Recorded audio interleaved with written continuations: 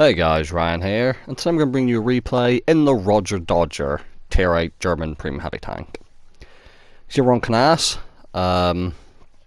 standard battle, and this is going to be a bit of a dream matchup for any tank, but especially a heavy tank.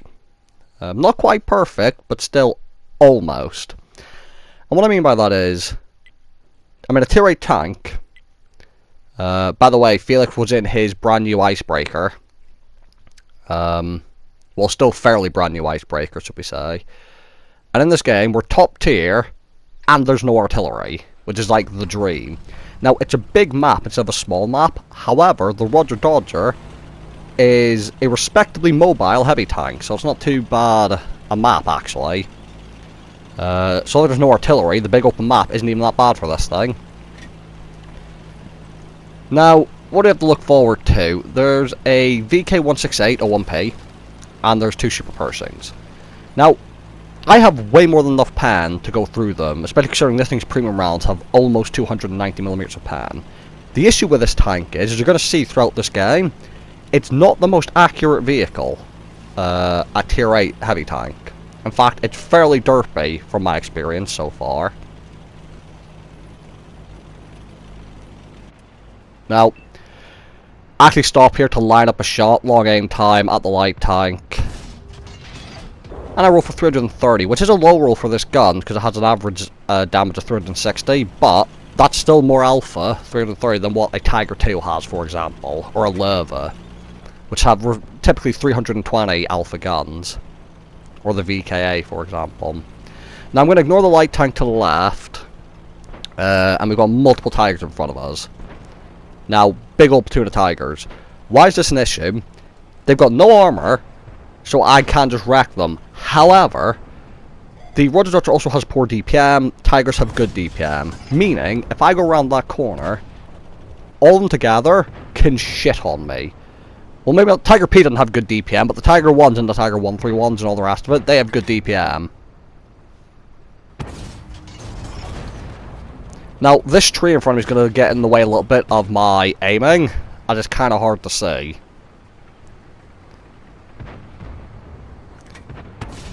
Now, shotgun dips low into the ground.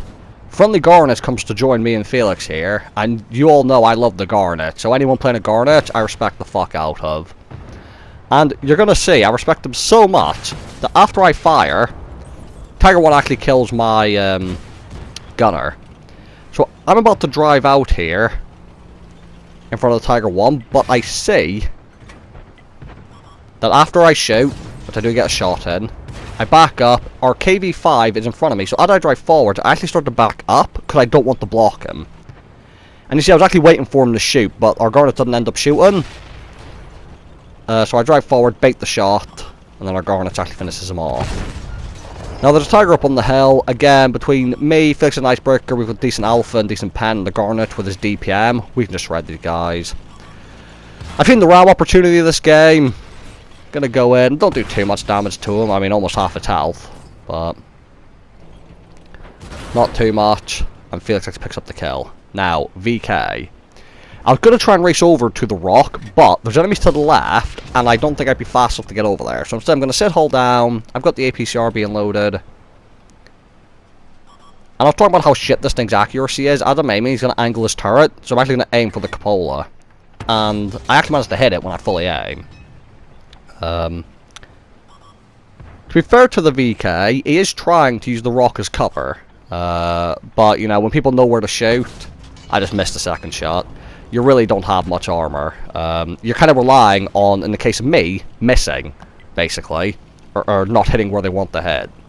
Now, I'm going to ignore these enemies, because I've seen the enemies, including two super Persings, heading towards our base with the Garnets. So, I'm going to use my mobility as a heavy tank to drive all the way back.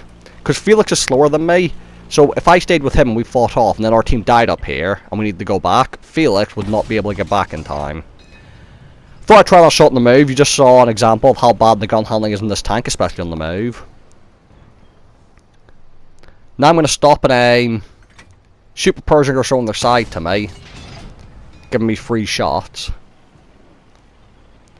And I need to be wary of the TD to the left, because it's a Russian TD, and if he's got the big gun, it's basically an IS-4 gun, so 258 standard pen and 330 heat, so I don't really want to fuck with that. Or if I say that, as I'm racing in to try and get the cover, the SU's actually going to take a shot at me. But my track actually do manage to absorb it. Coming for the ram. Don't like to do that much. The spaced armor on the Super Pershing and the fact it's a fairly heavy tank. Actually giving it some protection. Now I do get the side shot in, and now here you're going to see the example. Rodger v Garnett. The Garnett has superior DPM by quite a lot. You see I had APCR loaded for the Super Pershing there, so I'll load back to APCR. Sorry, the AP, shall I say. My engine gets broken by the Garnett, and this little hill here is a bit awkward for my gun depression. Thankfully the Garnett is a big tank. My engine gets damaged again, not broken this time though. And you'll see this is something that's quite common with just German tanks in general, even the tech tree ones. Tiger 2s, Tigers, Tigers, Jaegeru, fucking... Most German tanks get engine damage through the front. That's a thing that happens quite a lot. Now, you're going to see another issue with the accuracy. Super Pershing has very troll armor. I can only pen him in the cupola. He actually over-angles his side there. I can only pen him in the cupola, the little gap in the spaced armor shield up top where the machine gun is, or if I load APCR, I can pen his lower plate. So you see, I'm trying the machine gun shot, and I miss, and then I think to myself, what the fuck am I doing, trying to hit that kind of weak point in this tank? So I load APCR, I'm going for the lower plate shot. And the Super driver knows what to do. He's pointing directly at us. As you can see, 290 APCR pen almost, way more than enough. Now I'm a one-shot now, and the Super Pershing himself has pretty good APCR rounds, especially because he's a preferential tank. So I'm kind of wary. I was trying to show only my turret, but I was struggling. That shot there, I thought I hit lower plate, but I think I actually hit the angled part between the upper and lower plate, and I actually bounced. And I don't want to stay still and aim in case he kills me. I probably could have loaded high explosive. I don't know what these high explosive would have done against the spaced armor. Maybe not a lot. But it was probably worth a try, and I missed out on the kill. It would have been my third kill, and if I got that, it would have been a Brothers in Arms. But I wasn't too upset this game. I got a good result, mainly thanks to the fact that there was no artillery and I was top tier, which is something that doesn't happen very often for me. 128,000 credits profit, 5,100 damage for the high caliber, 582 assistance, 2k block, 2 kills. This was an ace tanker.